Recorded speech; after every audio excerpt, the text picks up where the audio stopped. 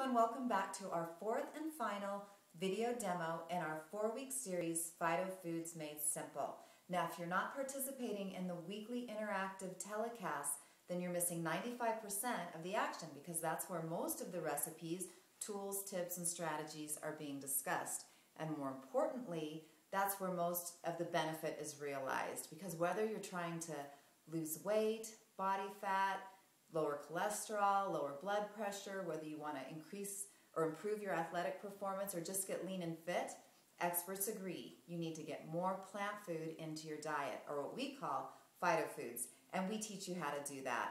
So if you're ready to take your nutrition to the next level and learn more recipes like the delicious and simple one I'm going to share with you today, then go to phytofoods.com and register for our next virtual cooking series. Today, we're going to talk about how to make miso soup. And when you think of miso soup, you might be picturing that little cup of broth that they give you at a Japanese restaurant before you eat your main meal. But our miso soup is going to be a lot richer. We're going to add soba noodles, vegetables, and it's going to end up being a hearty, satisfying meal that is a meal in itself. So we're going to start by taking a look at the ingredients.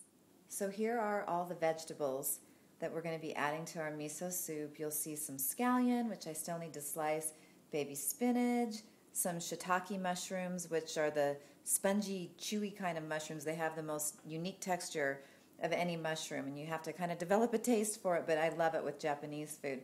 We have julienne carrot, a shallot. You can use 2 small or 1 large, and it needs to be sliced really thin.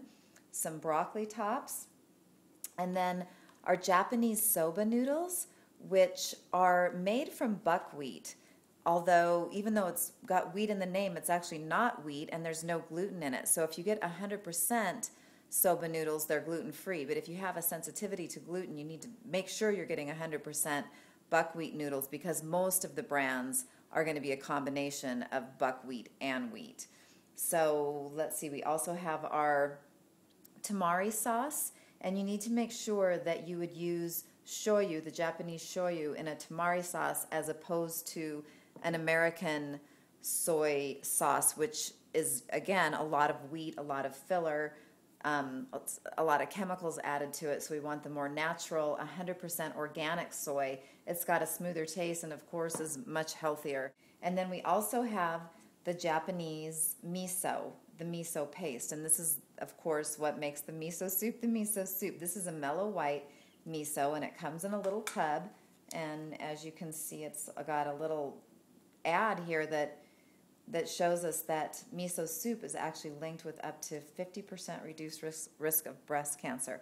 Well, guess what? Everything we've got out here contributes to good health in that way and decreases your risk. A diet rich in all these foods is going to decrease your risk of any degenerative disease. So here's the miso paste, and we're going to talk about how this is made and the benefits of soy foods in the class. We'll go into that in more detail. We're going to start by adding the sliced scallions to a hot soup pot here. It's already been heating, no liquid yet. And now I'm going to add our garlic.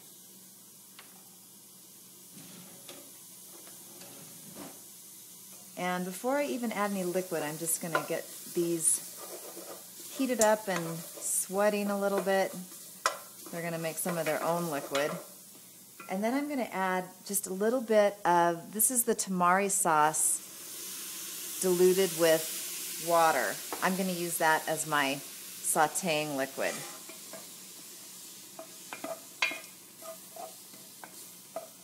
And we're going to sauté the onions and garlic together for a couple minutes. Okay, now these are just starting to caramelize a little bit. And what I'm going to do now is add about a half a cup of veggie broth. And then I'm going to add the rest of our vegetables. The mushrooms, the broccoli,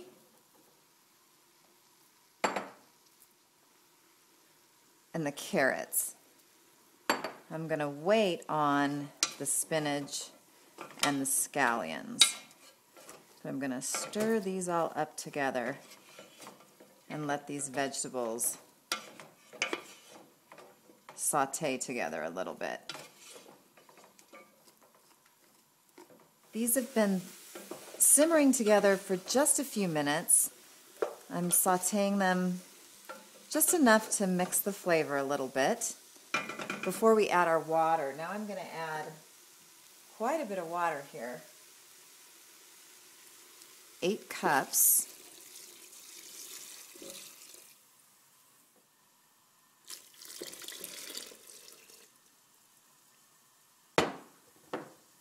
And I'm going to bring this whole thing to a boil now. All right, now I'll add the spinach. Reduce the heat and let this simmer with the spinach just a little bit longer here. Another 2-3 minutes. Meanwhile, I'm going to add our miso paste to about 2 cups of warm water and let it start dissolving. I'm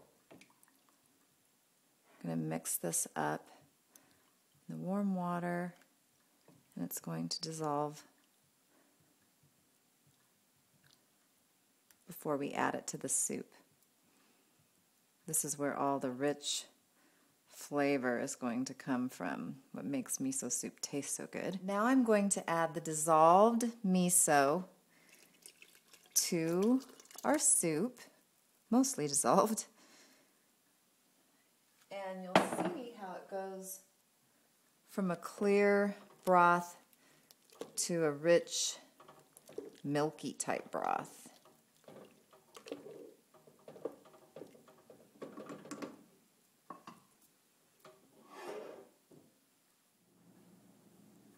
Okay, while we were making the broth, we were also cooking the noodles according to the package directions, and what I've done now is just added them to the bottom of the bowl and poured the soup over it. It's totally fine to just mix it all together in the pot as well.